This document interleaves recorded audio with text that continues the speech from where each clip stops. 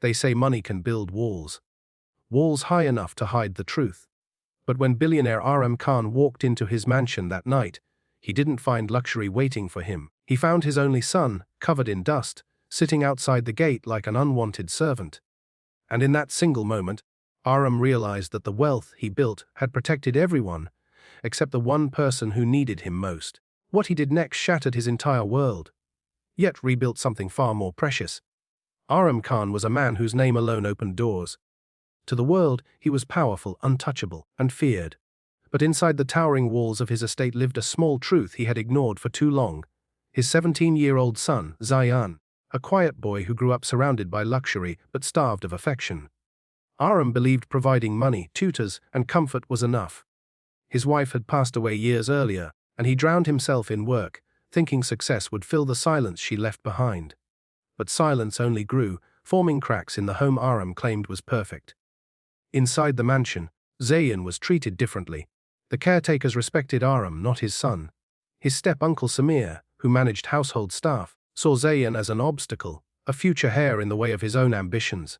And slowly, Zayan's place shifted from young master to someone who could be ordered around. RM never noticed. He was barely home. One evening, returning earlier than usual after cancelling a major deal, Arham stepped out of his car and froze. Right on the steps of the gate sat Zayan, dusty, sweaty, holding a bucket and a broken mop. His clothes were dirty, as if she was the girl everyone underestimated. The one they laughed at, pushed aside, and called Princess, as if it were an insult. But no one expected the day she would return wearing the uniform of one of the world's toughest warriors. And when 6 fully trained Marines challenged her in front of the entire base, they learned the truth, the hard way. That the princess they mocked had become the storm they could never outrun. Aaliyah Morgan grew up with a dream far larger than the small town she lived in. From childhood, she idolized stories of bravery, rescue missions, and warriors who fought for more than themselves. But her soft face and quiet personality made her an easy target. Try not to cry, princess. The local boys would tease whenever she tripped, stumbled, or hesitated. She pretended she didn't care, but the words left scars deeper than bruises. By the time she turned 18, her dream burned like fire. She wanted to join the Navy. Not just the Navy. She wanted to become a Navy SEAL, the most elite force. The reaction from everyone around her was painful laughter. You, ACL? Princess, you'd faint on day one. Even some trainers dismissed her. During basic training, 6 Marines, loud, confident, and merciless, adopted her as the base's favorite joke. They hid her gear, mocked her drills, and repeated those same cutting words. Try not to cry, princess.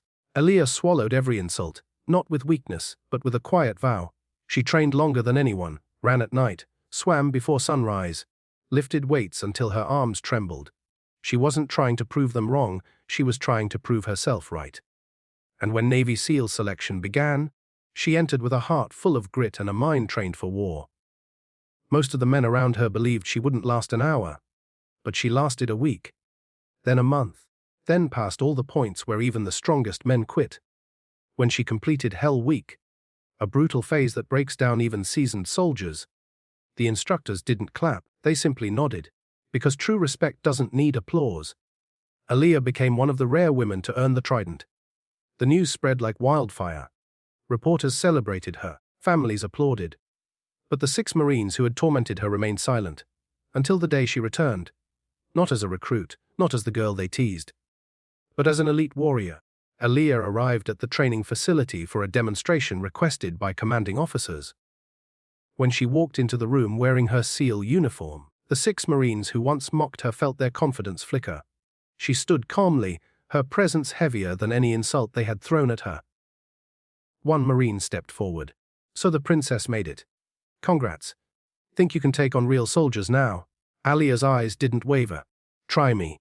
The demonstration was simple hand-to-hand combat, 1 Marine at a time. The first came charging. She dodged, hooked his arm, and flipped him straight into the sand. The second lasted only seconds before she swept his legs and pinned him. By the third, the room went quiet. By the fourth, jaws dropped. By the fifth, her movements looked almost effortless, calculated, precise. Then came the 6th, the strongest, the loudest, the one who coined the name, Princess. He lunged, fueled by embarrassment. But Aaliyah stepped aside, caught his momentum, locked his arm, and brought him down gently, but undeniably defeated. Silence filled the room. Breathing lightly, she looked at all six. "I didn't become a Navy SEAL to prove you wrong," she said softly. "I became one to prove that strength isn't about your voicey, it's about your heart." The Marines lowered their heads, not in shame, but in respect. For the first time, they didn't see a princess. They saw a warrior. News of the demonstration spread across the base. Aaliyah became not just a symbol of toughness, but of resilience, dignity, and the kind of strength that refuses to bow under pressure. Her journey inspired thousands who had ever been mocked, overlooked, or underestimated. And the phrase that once hurt her the most became a line of power she shared with new recruits.